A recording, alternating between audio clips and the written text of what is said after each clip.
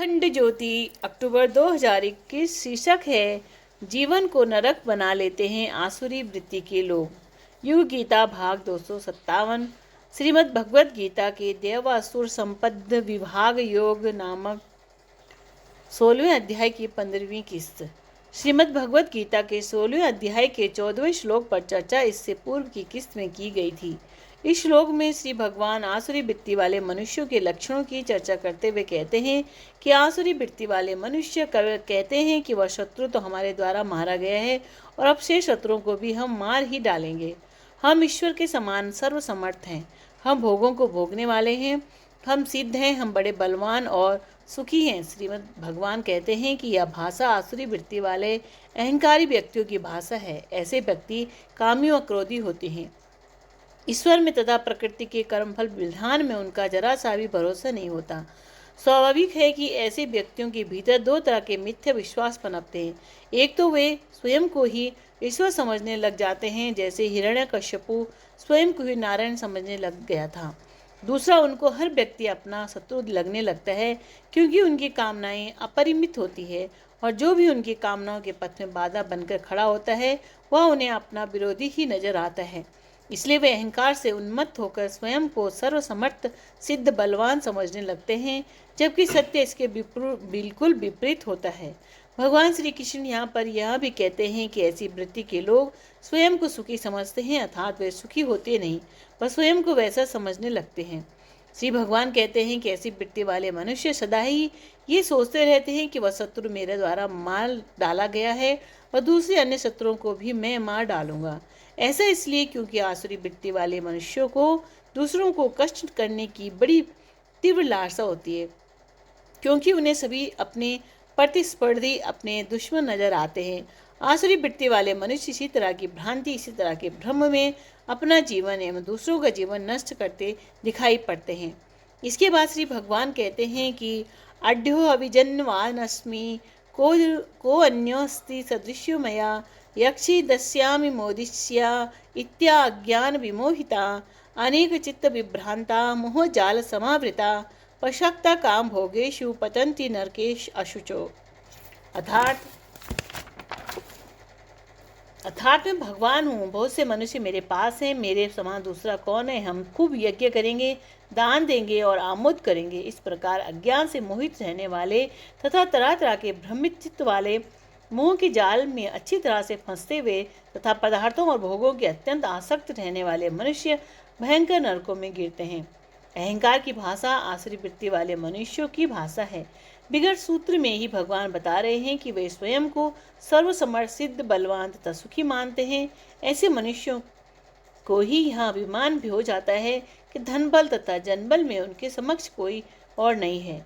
वे यह सोचने लगते हैं कि उनके धन का, उनके अनुयायियों का, उनके सहयोगियों का कोई अंत नहीं है और उनकी एक आवाज़ पर अनेक लोग उनके पीछे चलने को तैयार होंगे।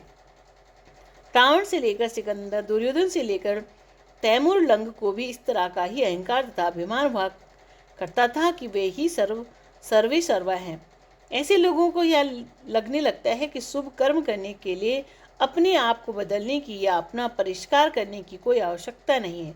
बस यज्ञ करने व दान देने से ही उनकी जिम्मेदारी पूर्ण हो जाएगी।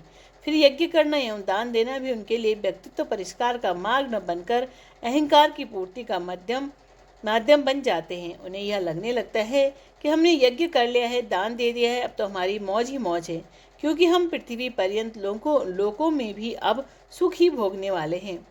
श्री भगवान कहते हैं कि ऐसा इसलिए होता है क्योंकि उनका चित्त अहंकार से, अज्ञान से आवृत रहता है और इसीलिए अशुद्ध चित्त के कारण वे मोह माया के ऐसे पास बंधते हैं जो उन्हें अंधकार में नरकों तक ले जाकर छोड़ता है। देखा जाए तो आसुरी वृत्ति वाले मनुष्य की जो चेतना है वो विध्वंसक है।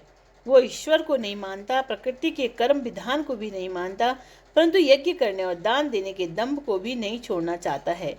ऐसा इसलिए क्योंकि उनकी चेतना मात्र कपट करना, अहंकार करना, आडंबर करना जानती है।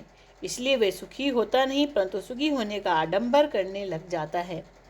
अपनी दीनता को छुपाकर, अपनी व्यक्तित्व की हीनता को छिपाकर स्वयं को ऐश्वर्यवान, शक्तिशाली, भोगों को भोगने वाला समझने लग जाता है। फिर ऐसा करते हुए उसे कहीं लगता है कहीं उसकी अंतरात्मा उसे कचोटती है कि वो कुपथ पर है, तो वह कहने लगता है, सोचने लगता है कि मैं यज्ञ करूँगा, दान दूंगा। ऐसा इसलिए ताकि वह अपने मन को, अपनी अंतरात्मा को धोखा दे सके कि मैं बुरा आदमी नहीं हूँ। सारी दुनिया के सामने वह एक आडंबर करना चाहता है कि मैं बड़ा धर्मात्मा हूँ, सतपथ पर चलता हूँ, यज्ञ दान करता हूँ, जबकि उसकी प्रवृत्ति व चेतना तो विकृत एवं विध्वंसकारी होती है। जो लोग बुरे पथ पर चलते हैं वे इसी तरह के कुतर्कों से अपना अंतरात्मा को चुप कराने की कोशिश करते हैं। चोरी करने जाता व्यक्ति स्वयं को समझाता है कि मैं चोरी नहीं कर रहा हूँ, मैं तो अमीरों को मिला धन लेकर गरीबों को बांट दूंगा। इस तरह वो स्वयं को यह प्रमाणित करने की कोशिश करता है कि वह जो कर रहा है वो तो बड़ा ही धार्मिक कृत्य है। आज के युग की समस्या ही यह है। आज जो अधर्म करते हैं वे भी धर्म का नाम लेकर के ही करते हैं। आज जो अनीति करते हैं वे भी नीति की ही दुहाई देते हैं। इसलिए धार्मिक स्थलों पर अधर्म घटता, विद्या के मंदिरों में उपद्रव होता और नीति नियंताओं द्वारा अनैतिक कृत्य होता दिखाई पड़ता है। श्री भगवान कहते हैं कि आसुरी प्रवृत्ति वाला व्यक्ति करता सब गलत है, पर मन में ही यह मानकर बैठता है कि वो बिल्कुल सही है, क्योंकि उसका चित्त अज्ञान व अहंकार से ढका हुआ होने के कारण प्रवंचना शुरू कर देता है। धीरे धीरे उसको सच का पता चलना भी बंद हो जाता है। ऐसे मनुष्यों के बारे में श्री भगवान कहते हैं कि वे नरक में जाकर गिरते हैं। दूसरे शब्दों में उनका जीवन ही नरक सदृश हो जाता है, क्योंकि उनके भीतर प्रतिफल एक दुख, विषाद, पीड़ा, अकेलेपन की आग जलती रहती है। वो ये भूल जाते हैं कि उन्हीं के कर्म है जो पलटकर उन्हें मिल रहे हैं।